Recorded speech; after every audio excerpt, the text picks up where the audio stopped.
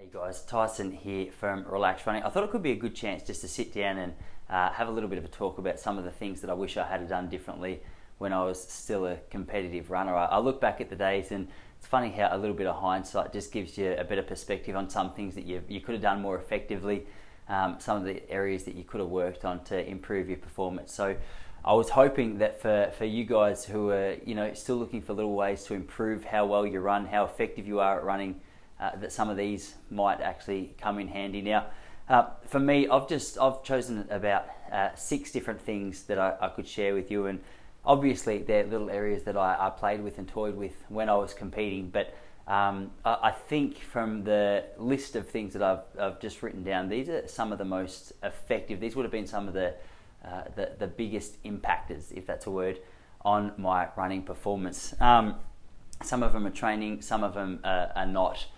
But here we go. So the first thing I think that I would have really liked to focus on if I could go back is a simple one, and that's just organisation. So when I say organisation, I'm speaking specifically around organisation for race day and training. Obviously, many of us live super busy lives, and it can be easy just to forget real essentials. So what I'll do, if I could go back and just alter a few things, and this is something I've included into my day-to-day life now just to make my daily life easier, is the night before I go to bed, just have my stuff organised. So if you're training in the morning, if you've got a race in the morning, I'd really encourage you to sit down and think, all right, what do I actually need in my race kit? Because the truth is, each time we race, we don't need a brand new set of things. So it can just eliminate all that confusion by having a list, whether it's your spikes, your shorts, your shirt, a particular gel that you might use, your warm-up gear, your cool-down gear. Collate all the information around what it is that you're going to need for that race day or that training session, and have a bag pre-packed. You can just go through it in the notes section of your phone and just click, yep, checked. You want to save all that energy that you're using on trying to figure out where all your stuff is for the actual race day or for the training track. So eliminate that guesswork and just go through that checklist. It's going to make life a whole lot easier. Blows my mind how much quicker the process is, just getting organised for what it is that I'm doing each day now that I have that. So just something for you to consider. The other thing, number 2, is I would prioritise recovery to a much greater degree than what I originally did. So when I used to run, I retired back in 2013, early 2014. And I would say that when I was competing, I would have told you that I was focusing on recovery. And I was, to an extent. I was stretching from time to time. I was getting the rare massage, but it wasn't a really big component of my training. So I would come up with a list of 7 or 8 different things that I like to do for recovery, whether that's dry needling, massage, ice baths, just gentle walks or slow jogs, down to things like hydration, and tick off 3 or 4 of those things that you're going to focus on doing each month consistently. The amount of stress that we put our body under when we're actually out there running is pretty significant. So recovery is something which you just can't underestimate the impact that it has on our performance. So if you don't have any particular recovery methods, I would really encourage you to consider a few of those. My personal favourites, I always enjoyed getting massage. Obviously it's pretty painful from time to time because it's not just like a gentle relaxed massage, it's more of a deep tissue kind of thing a lot of the time, working out strains and working out knots, but you always felt so much better after it. Just when it came to hydration as well, I know it's sort of it's almost a forgotten element of recovery in many senses, but if we're dehydrated, there's no way that we're going to be able to get to the training track feeling ready to run, or at least ready to run at our best. So make sure you're drinking effectively. If you haven't seen them yet, check out Precision Hydration. They come up with custom hydration plans which are specific to your sweat style. So they have a free sweat test that you can check out if you haven't already seen it. And it's just important that we're investing in the foundation that we're building our training upon. So making sure that this is a consistent part of our training is a really helpful thing, and something that I should have prioritised a lot better back when I was competing. The other element, number 3, that I want to talk about and that I'll change in a big way is the strength component of my training. Just like I used to focus on recovery, I did say I focused on strength. I did a lot of body weight exercise, but there was no real structured strength training program to complement the running that I was doing. So I was very stuck in like a one movement kind of thing all the time. I could run and run and run, and that was fine. But there was nothing to break it up, to strengthen my joints, to challenge my joints, to increase my power. So if I could go back again, I would get some kind of strength routine in the gym, focusing on like the highly functional exercises like your squats, maybe a few bench presses just to mix things up a little bit, some dips. You want to target all those muscles of the major joints, your hips and your shoulders, your quads and your calves, anything just up the back of your body is really important to your technique and important to your overall strength.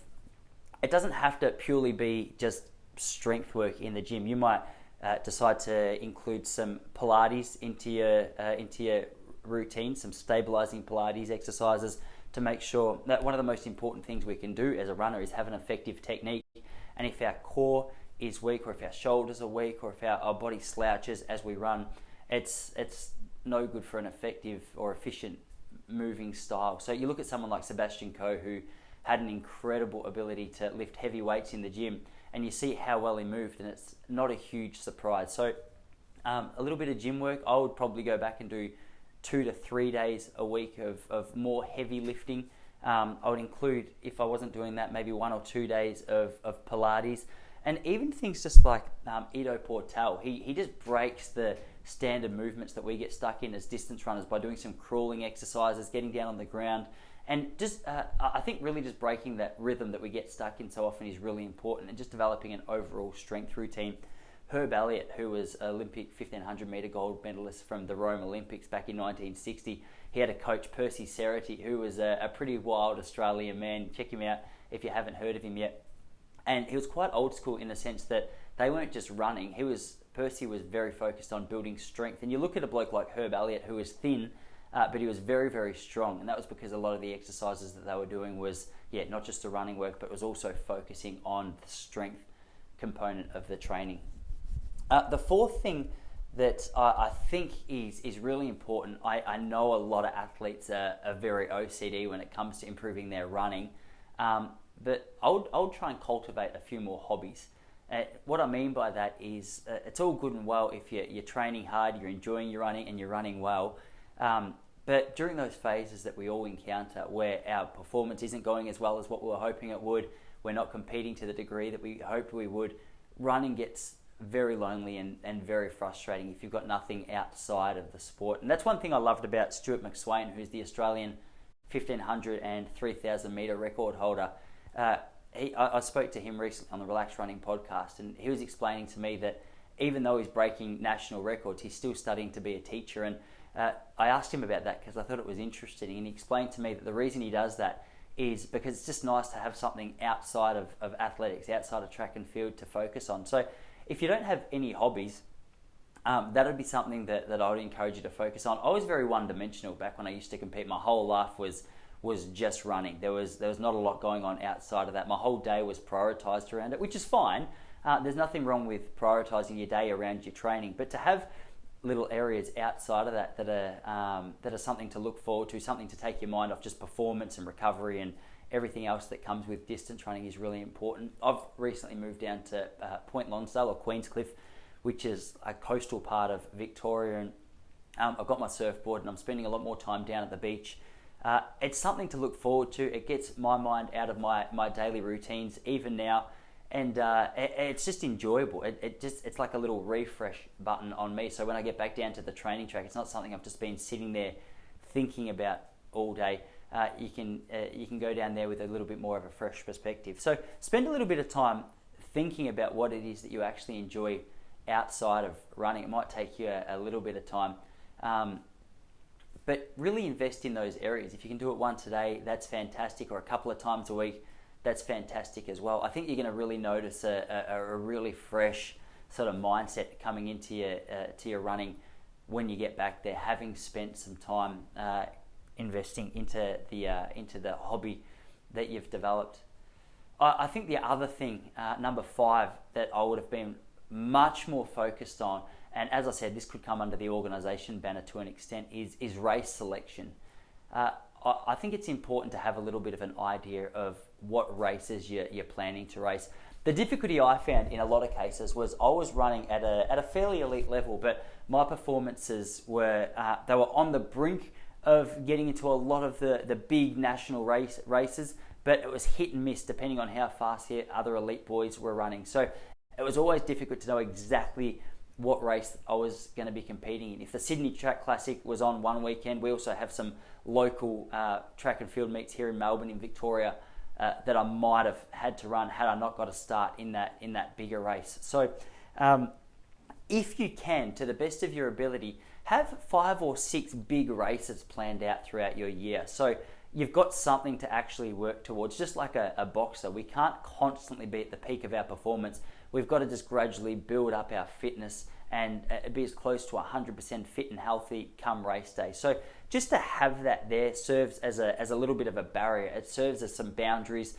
It serves as something to build up to. It serves as something to recover from as well. And it's also something to look forward to. I don't know about you guys, but I always felt so much more focused in my training when I knew that I was actually working towards a particular event, not just training for the sake of training, which I never really was. But without that black and white answer to which race I was going to be preparing for, always made it a little bit more difficult just to get my head in the game. So if you haven't been doing that, really encourage you guys just to get on Google, find out all the races in your area, work out with your coach what it is that they think that you should be focusing on, and then come up with a really structured plan. Well, not overly structured to the degree that it's stressful, but structured in the sense that you know exactly what it is that you're working towards. And then if you have a couple of little races in the lead up to that, which you just treat as a refining race, you don't necessarily taper your training for that one, it's nice because you can just really break up that monotonous training routine that we so often get stuck in by ourselves, and get out there and do some of the faster runs on maybe a park run or some of the local runs. That'll be a really important one for you guys to focus on. The last one that I wanted to mention is nutrition. And like the others, nutrition was something that I was focused on. I would have told you that I was healthy. I would have told you that I was eating well, and to a great degree I was. But I think what I meant there was I felt like I just had foods that I liked. I never really looked into the nutritional value of the foods that I thought were really effective for distance running. So I would encourage you guys, if you haven't looked into it, potentially even go and see a dietitian and find out particular foods that work for you pre-training, pre-race. You don't want to be coming up with a new diet plan on the morning of a race. You want to use your training throughout the year to figure out what works. I remember before I ran my first marathon, I introduced some gels into my training, like my long runs, and thank God I did, because I noticed the first 6 weeks of using those, just my guts wasn't a big fan of it. They felt heavy, they felt clunky, they were a little bit difficult to get down, and it would have been a real psych out had I not practiced those and just introduced that into my routine come race day. So if you're going to toy with any areas of your nutrition, make sure you're doing it during the training session. Try and find foods which actually complement not only you as an individual, the foods that you respond to, but the energy systems that are going to be required throughout the race that you're actually planning for. There's no one size fits all. There's a lot of examples of foods that work for particular people that don't work for others. So it might be worth you just investing a little bit more time and energy in that, because obviously in order for us to be able to perform, we've got to have the right fuel in the tank, and if you've got the right fuel in the tank, you're going to make sure you're getting around that racetrack a little bit more effectively, or a lot more effectively. So there are a couple of ideas. There's some things that I really would have focused on had I gone back and hit reset on my running performance. So just a little bit of food for thought. I hope that helps, guys. And if there's anything that you think I missed, make sure you whack them in the comments below. But hey, best of luck with your training, and I'll see you guys in the next video.